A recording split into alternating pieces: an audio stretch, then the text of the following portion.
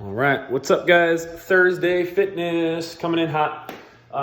So first off, later today, you guys will be receiving an email and we'll be posting about it on social media. I filmed a very lengthy video discussing what our reopening policy is going to be and what our procedures are going to be. So basically the gym's going to have 2 phases of reopening, and before I go through that, I also talk through, for those of you guys that haven't been kind of following along super closely, what New York is doing right now. So it's a very long video, but again, a lot of information in there that's very pertinent to you guys. So please give that a watch, sometime tomorrow or over the weekend. Just kind of familiarize yourself with what's going on. So, but for today, what we got going on here? So 4 minutes. You guys are going to do 5 object. You're going to do 5 object rolls side to side from a high plank. So what you can do is any ball. So like a lacrosse ball would be totally fine, tennis ball. I'm going to use a med ball and it's going to be super weird because it's very big. But a smaller ball, like a soccer ball, would be ideal. But what we're going to do is we're going to be in a plank position and you're going to roll the object from side to side while maintaining a good plank position. So just kind of shifting your weight back and forth and then rolling around. So you're going to do 10 of those total, 5 on each side. After that, you're going to do 3 twisted cross stretch and then 3 karate chop stretch on each side. So for the twisted cross, again, that's going to be our chest to the ground, arm to the side, other leg up and across, stretching out the upper body here. You're going to do that 3 on each side. And then we're going to do 3 karate chop stretch on each side. So I'm going to take this hand, come across my body, sink this armpit down towards the ground for a second, and then switch over to the other side and do the same thing. So again, that's going to be your warm-up. So 4 minutes of that. You're going to work your way through. After that, you're going to do 50 mountain climbers, and you're going to stop every 10 reps and do 3 push-ups. So 50 mountain climbers, again from a high plank, bringing the knees up, 5 on each side. After 10 reps, I'm going to go for 3 perfect range of motion push-ups. And if you need to, for those, you can drop down to your knees. So that's going to wrap up your warm-up. After that, what we have is our strength conditioning piece is 1 long running clock workout. So what we've got is an 18-minute EMOM. Minute 1, you're going to do 5 clean and jerks if you have a barbell, or you'll do 5 to 7 per side if you have a dumbbell or a kettlebell. On minute 2, you're going to do 5 to 10 pull-ups or towel rows with your kettlebell or your dumbbell. On minute 3, you're going to do 10 to 20 bench or chair dips. And that's going to be an 18-minute EMOM. So you're going to go through that 6 times. So basically what we're looking for here, for the pull-ups and the chair dips, we're looking for an amount of reps that can be completed pretty easily within like 30 seconds or so. So again, it's not going to be a really long, long work minute there. There's going to be plenty of rest. And for the clean and jerks on minute 1, if you can, pick a load that's heavy enough that it's going to take you the better part of 30 or 40 seconds. So like some heavy singles. So again, if a perfect world, you would do these at like 65, 70% of your 1 rep max. So they would be pretty heavy and they would be single power clean and push jerks.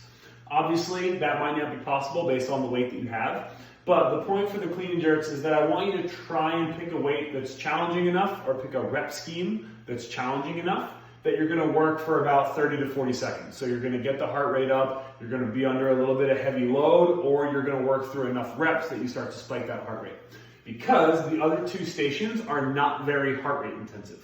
So I want that first station to be a little bit of a push. So just kind of keep that in mind when you're picking out your weights. So again, like RX at the gym, this would be very individual based on how strong the athlete is. So there wouldn't really be a prescribed RX. The RX would be, like I said, about 65 to 70%.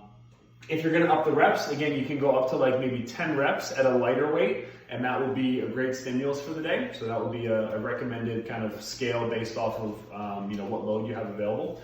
For the pull-ups, again, if you have access to a bar or whatever, that's great. Or if you're comfortable using your door, you can do that. Otherwise, you're going to go with our towel rows. So again, you're going to wrap your towel around a kettlebell or a dumbbell. You're gonna hold on to it and you're gonna go through your rows with a nice flat back. Keep the hand down nice and close to the handle. Oh my God. We're gonna pull all the way until that kettlebell touches the chest. So it's gonna be a deeper range of motion than a normal row, trying to get that kettlebell all the way up to my chest. So again, you're gonna do about 5 on each side, so about 10 total, something like that. And then after that, we've got our bench or our chair dips. So for the bench or chair dips, what we got going on is, again, I wanna have an object that's about kind of hip height when I'm in this position here. I'm gonna drop down as low as I can until I feel a stretch in my shoulders, and then I'm gonna press back up. And if I wanna make this a little harder, I can straighten out the legs. And if I wanna make it even harder, you could add a light weight to your lap. So like a backpack or something like that. Just a little bit of weight, nothing crazy. So that's your EMOM. After that, what we have is you have two 2-minute AMRAPs of burpees. So again, this 18-minute EMOM, there's not going to be a ton of conditioning in there. Again, the first minute's going to spike your heart rate a little bit. You're going to be working hard, but the other 2 minutes, you're going to be able to catch your breath and just move through some strength exercises. So at the 18-minute mark, so right after your last set of chair dips. So again, you're going to finish. You'll have a little bit of rest for the remainder of that minute. And then at the 18-minute mark, you're going to do a 2-minute AMRAP of burpees. You are then going to rest for 2 minutes, and you're going to do another 2-minute AMRAP of burpees. The goal with these AMRAPs is to try and get the same score both times. So the goal is not to do the first one so hard that during the second AMRAP, you completely die. So pick an intensity that you think you can repeat. So again, it's going to be very different for everybody. If you struggle with burpees, you might want to try and pick a pace like 70 or 80% effort, and you're just going to move hard for 2 minutes. If you're pretty good at burpees, and you're like, hey, 2 minutes is enough, I can recover, go ahead, send it, have fun. If you think 2 minutes is enough to recover for you, then have at it. But these are just normal, good old down-up burpees. So chest and hips all the way to the deck, and then at the top, my feet need to be under my hips need to open, my hands need to go overhead, and I need to give it a little jump clap. So again, keep the quality high. Don't do the ugly, stupid dolphin burpee that, if your coach was near you, they would go, what are you doing? Get up. So again, make sure that at the top you get through full extension, and again, the feet leave the ground and the chest is nice and tall. So that is your conditioning piece for the day. So again, it's going to be 24 minutes on the clock once you get started. An 18-minute EMOM, and then a 2-minute AMRAP, 2-minute rest, 2-minute AMRAP. After that, our accessory work for the day, you're going to do 10 pullovers with a light weight. So again, you can get dumbbell or kettlebell, something like that. I'll go off the side of the box here. So what I'm going to do is, again, I'm going to lay back so that my shoulders are just off the back of the object, or off the back of the surface. And I'm going to keep a little bend in the elbow. I'm going to come down overhead till I feel a stretch. And then I'm going to pull back up so that object is right over my neck. And I'm going to go through 10 reps there. And what we're trying to target there is the lat. So we're trying to target that pull down, that press down motion. Think about it kind of like a kip swing. So we want to try and strengthen those muscles. That's what we're targeting when we're doing these pullovers. And there's also a little bit of chest to it as well. But again, there's a lot of lat during that pull down. The other movement for our accessory is going to be 5 reverse flies. And you are going to do 5 pulses at the top of every rep. So what that means is, again, you're going to use relatively light weight. So again, wine bottles, 5-pound plates, something like that in each hand. You are going to hinge over, back's nice and flat. You are going to go out to the side, and at the top, 1, 2, 3, 4, 5, down, 1, 2, 3, 4, 5. So I'm going to do 5 controlled pulses at the top, where I basically try and hold parallel and then pulse slightly past it with my upper back.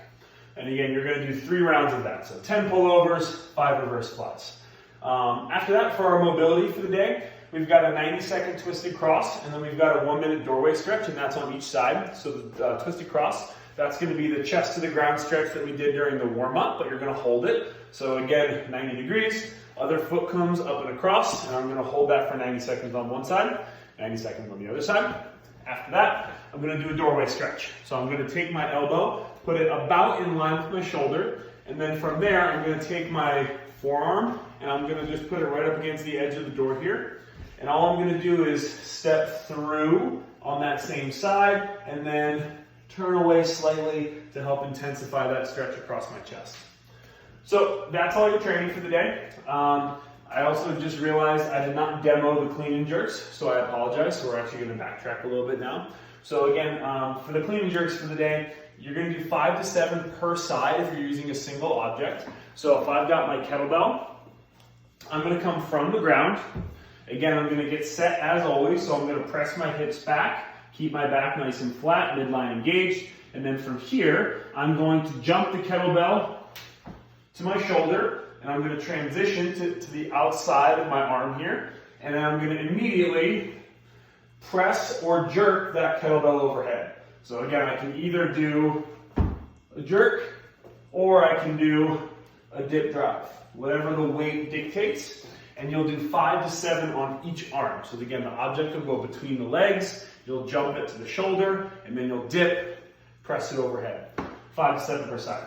And if you're doing clean jerks with the barbell, again, we're looking for power cleans and push jerks. So we don't want to see you guys jumping into a squat today. So once that barbell comes off the ground, I want to make sure that I keep my chest up nice and high, my eyes stay up as well. That bar brushes my thighs, so again, it should lift my shorts or my pants, and then I drop into a quarter squat, allowing my elbows to come through nice and fast to a full front rack.